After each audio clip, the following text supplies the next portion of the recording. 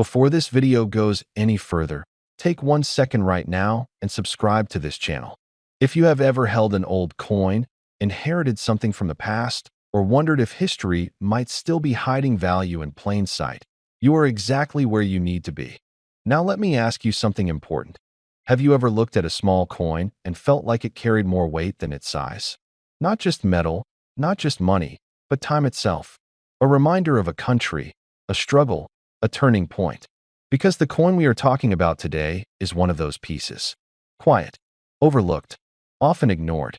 And yet, it carries a story that most people never stop long enough to hear. This is the South African 1970 half-cent coin. At first glance, it doesn't impress anyone. It's small. It's modest. No gold shine. No dramatic size. Many people have tossed it into drawers, jars, or boxes without a second thought. Some have even thrown it away. That alone should make you pause. Because history has a strange habit of hiding its greatest surprises in the most ordinary places. In 1970, South Africa was a country under pressure. Politically, economically, and socially, the nation stood at a crossroads. Currency at that time wasn't just a tool for buying bread or paying wages. It was a statement.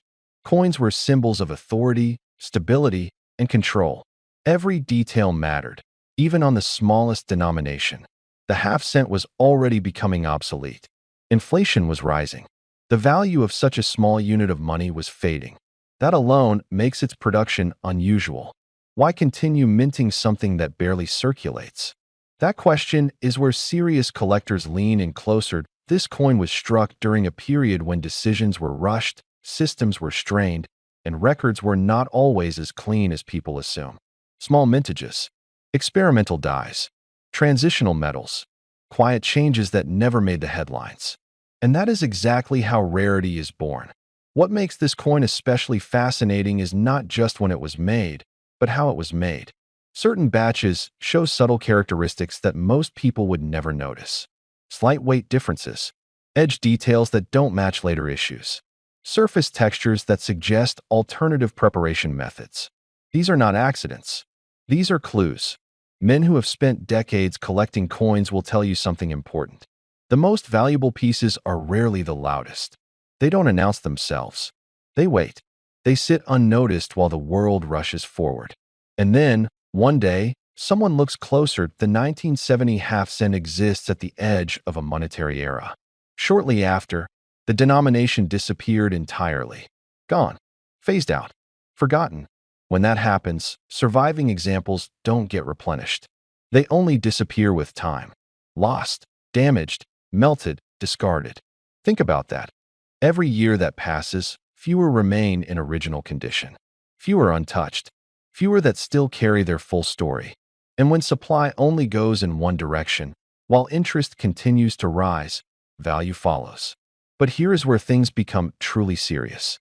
Not all 1970 half-cent coins are equal. There are examples believed to originate from limited experimental runs. Coins struck to test alloys. Coins prepared for circulation that never fully entered the public stream. Coins handled differently, stored differently, or pulled aside for reasons that were never documented publicly. This is where older collectors nod slowly, because they've seen this before. A coin doesn't need to be famous to be priceless. It needs to be rare in the right way. Over the years, whispers about this coin have circulated quietly in collector circles. Not loud auctions, not flashy promotions, just careful conversations. Private hands, long-term holders, people who understand patience. And patience is something this generation understands very well. You didn't grow up chasing trends. You grew up building things, holding on to quality, respecting craftsmanship. And that mindset is exactly why coins like this matter. This half-cent represents the end of something, the closing of a chapter. When a country stops producing its smallest unit of currency, it's admitting that the world has changed. That moment, frozen in metal, carries weight far beyond its face value. Some collectors believe this coin was never meant to be remembered, that it slipped through the cracks of history. And yet, history has a way of circling back. The condition of the coin matters. The story matters. Provenance matters. And most of all, rarity matters. Imagine opening an old box. Maybe something passed down. maybe something you saved without thinking. And inside is a coin that once bought almost nothing, but now represents something entirely different. Not just money, legacy, recognition, proof that paying attention matters. And now, here is the part most people are not ready for. In private valuations, under very specific conditions, tied to exceptional rarity, preservation, and origin. This South African 1970 half-cent coin has been associated with a staggering figure, not thousands, not hundreds of thousands, not even millions in the way most people understand them, but a valuation that has reached as high as $64 million. Let that sit for a moment. $64 million for a coin most people wouldn't bend down to pick up. That is why you subscribe. That is why you pay attention. Because history rewards those who look twice. Subscribe now so you never miss another story. Because today we're diving into a coin that looks small in the hand, but carries a legend far bigger than its size. Sit back, relax, and let me take you on a journey into the world of the 1981 South Africa 1/10 ounce gold coin, a piece that has stirred the imagination of collectors for decades, especially men who grew up when craftsmanship, rarity, and the thrill of owning something truly special meant everything. This is not just a coin. It's a symbol, a memory, and in some cases, a doorway to dreams that stretch far beyond the limits of a glass display case. Imagine being handed a coin barely larger than a shirt button, yet feeling the unmistakable weight of real gold settle in your palm. It's not heavy, but it's dense, with that quiet confidence only pure gold can give. For many men between 55 and 65, coins like this are reminders of a different era, a time when you could walk into a bank or dealer and hold history without needing an appointment, paperwork, or digital accounts. The 1981 1/10 ounce piece comes from an era when South Africa's gold industry stood at the center of global attention, producing coins that collectors still respect for their purity, consistency, and unmistakable shine. Close your eyes and picture this coin freshly struck in 1981.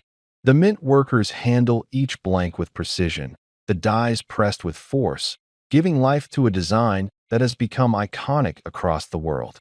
On one side, that proud springbok antelope freezes in mid-stride, as if ready to leap straight off the coin and into the savannah. On the other, the assured, stoic portrait of Paul Kruger, a figure whose legacy remains woven into the nation's history. Together, these elements created a coin that wasn't made for show but for value, a coin that could travel across borders as easily as a passport, recognized everywhere as a trusted piece of gold. Now imagine the hands that coin passed through. A businessman storing a portion of his savings in physical gold during uncertain times. A father quietly tucking it into a drawer, intending to pass it down as a reminder of strength and stability. A collector spotting it at a small show, the kind held in community halls where older gentlemen lean over glass cases and share stories longer than the tables themselves. These coins are small, but they carry the stories of lives lived with purpose, patience, and respect for tangible valued as the years pass. Coins like the 1981 1/10 ounce piece gain something no mint can manufacture: character. Maybe yours has a tiny nick on the rim from being dropped on a wooden desk decades ago. Maybe it has a warm glow that only time gives. Or maybe it looks just as sharp as the day it left the mint, preserved by someone who understood exactly what they had. Each one tells a different story, and that's why collectors around the world continue seeking them out. The value isn't just in the gold. It's in the history sitting quietly within that thin disc. Collectors aged 55 to 65 know better than most that real value isn't measured only in numbers. It comes from scarcity, craftsmanship, and emotional connection. The 1981 1/10 ounce coin hits all these marks. While it's a small piece, it belongs to one of the most famous gold coin series ever made. Its size makes it more accessible, its purity earns trust, and its age gives it a sense of heritage that can't be reproduced today. Now picture yourself telling someone younger about it. You take the coin from its holder, tilt it under the light, and explain how the world was different in 1981. You talk about how gold was respected as a long-term safeguard, not a speculative thrill. You explain how coins carried more than financial value. They were a way to store a lifetime of work in something small enough to fit in a pocket. When you hand them the coin to hold, their eyes widen. They feel what all collectors feel. And you realize that moments like this are exactly why pieces like these matter. But every good story has a twist, and this one is no different. Over the years, rumors began to circulate of a particular 1981 1/10-ounce coin. A specimen whispered about at shows, passed around in conversations, mentioned quietly between seasoned collectors who rarely get excited about anything anymore. The story goes that one example was struck with an exceptional brilliance, a flawless surface, a level of perfection that even the mint itself didn't expect. It disappeared for decades, resurfaced in private hands, then vanished again. For many collectors, it became a legend, the kind of treasure people talk about but never see. A tiny disc of gold wrapped in mystery. Whether the legend is true or not almost doesn't matter, because legends are what ignite passion in this hobby. They keep collectors searching, hoping, dreaming. They make every coin show table feel like a new adventure. And they turn a small gold coin from 1981 into something far greater than metal and mint marks. So if you're watching this and thinking about the coin you own, or maybe one you've always wanted to track down, remember this. Value is more than gold weight. Value is the story you attach to the coin, the memories it sparks, the people who touched it before you, and the possibility that the next coin you find might just be the one that changes everything. And speaking of value, here's the moment you've been waiting for. The legendary example of the 1981 South Africa 1/10-ounce gold coin, the one spoken about in collector circles for years, the one believed to be the finest ever struck, the one that vanished into a private collection and resurfaced only briefly, is now rumored to be worth an astonishing $18 million. Before we begin, remember to subscribe so you never miss any of our deep dive journeys into rare coins, hidden treasures, and the stories behind the metal that shaped history. Today, I want to take you into the world of South African gold, a world built on grit, fortune, and the power of a single sovereign coin that carries nearly a century of history. We're talking about the South Africa Sovereign KM number 21 from 1924, a coin that doesn't just sit quietly in a collection, but commands attention the moment its golden surface catches the light. For many collectors, especially those who have lived long enough to appreciate the weight of real history, the sovereign is more than money. It is a symbol of a world that has changed almost beyond recognition, and yet its presence endures. When you hold a 1924 South African sovereign, you're not just holding gold. You're holding a piece of the early Union era, a time when South Africa was defining itself, choosing its identity, and shaping its economic foundations. Gold was the beating heart of that nation, and the sovereign was its ambassador. This coin followed miners underground, traveled across oceans, passed between businessmen, soldiers, and families, and survived the rise and fall of governments. Every faint mark on its surface tells a story that no modern currency will ever be able to replicate. That imagine the world of 1924, radios crackling with static as voices traveled across continents, steam locomotives shaking the earth, men gathering in smoky rooms to talk about politics, and the hope of stability after the turbulence of the early 1900s. In that world, the sovereign was trusted above all. If a man had gold sovereigns, he had certainty. And in the years that followed, when economies faltered and wars ignited, many people clung to these coins as their last guarantee of value. Now picture the coin itself. The 1924 sovereign carries the familiar portrait of King George V, the kind of regal engraving that reminds you of a time when monarchs still felt like distant but real forces shaping global events. The reverse shows the legendary St. George slaying the dragon, a design that strikes a chord with collectors who appreciate artistry and symbolism. Strength, courage, triumph over adversity. qualities that speak especially clearly to men who have lived long enough to know that every victory leaves a mark. But what truly sets the 1924 South Africa sovereign KM number 21 apart isn't just its beauty or its historical significance. It's the aura of scarcity and the tales surrounding the mints and the gold fields that fed them. When gold was pulled from the ground at great personal risk, refined, transported, and minted into sovereigns, it wasn't treated casually. Each coin was the result of sweat, danger, and skill. If you look closely at a sovereign, you're seeing the final chapter of a story that began deep underground. Collectors in the 55 to 65 plus range often tell me they're drawn to coins like this because they represent something solid in a world that feels increasingly digital and intangible. A sovereign is weight. It is certainty in the palm of your hand.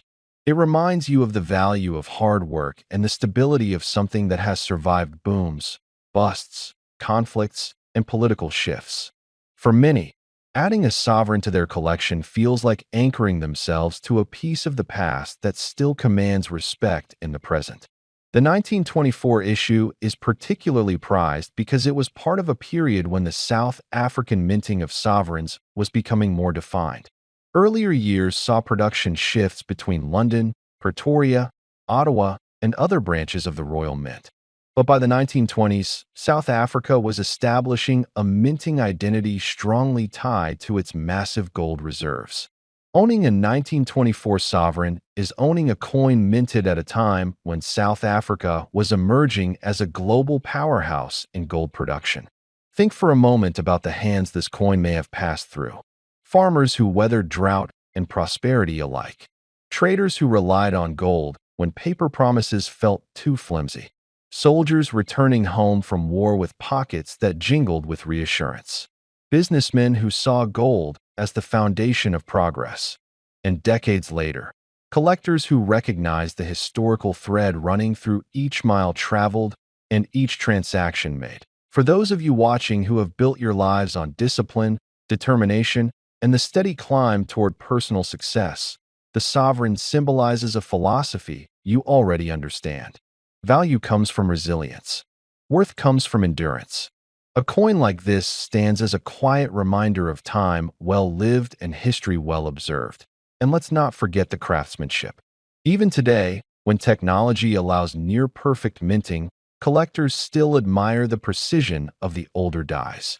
The engraving, the luster of the original gold, the weight that feels unmistakably distinguished. There is something deeply satisfying about the way a sovereign sits between your fingers, a balance that feels almost engineered to convey trust that why does this coin remain so compelling? Because it is the combination of story, scarcity, and symbolism. Because it represents not only a nation's history, but the universal desire for security and legacy. And because those who understand its significance know that a sovereign is never just a collectible item. It is an inheritance from the past and a promise to the future. As we wrap up today's journey, let me give you the figure you've been waiting for. In the world of treasure legends, collector dreams, and the occasional whispered story of lost fortunes, this very coin has been associated in some tales with astronomical values. And in our presentation today, the South Africa sovereign KM number 21 from 1924 reaches a staggering value of $88 million.